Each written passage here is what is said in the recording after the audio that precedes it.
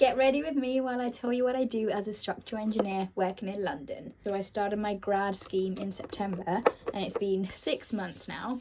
I studied civil engineering at university and I have a master's, but I work as a structural engineer now.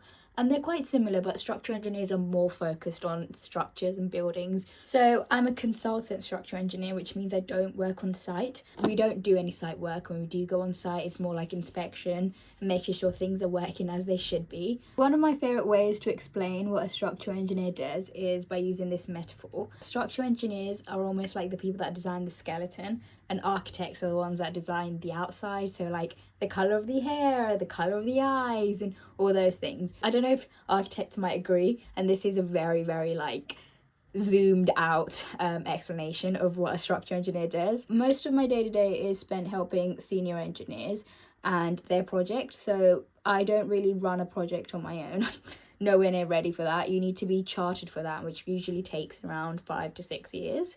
Structural engineers will work for the architect.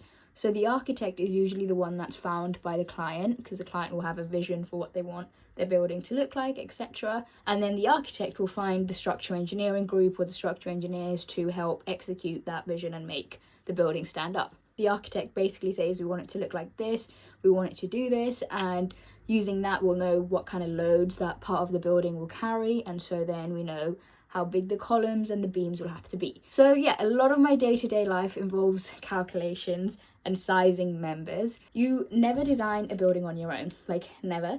You will always have a team of engineers that you're working with to make the design. And so certain people might do this beam, another person might do this column, blah, blah, blah. So you never do the whole thing on your own. So you need to be able to talk with each other and, you know, share your idea and like what you're doing and explain things. And I'm a very social person, I'm quite extroverted, so it's quite nice for me to like do more teamwork based things. I'm just gonna do my eyeliner really quickly.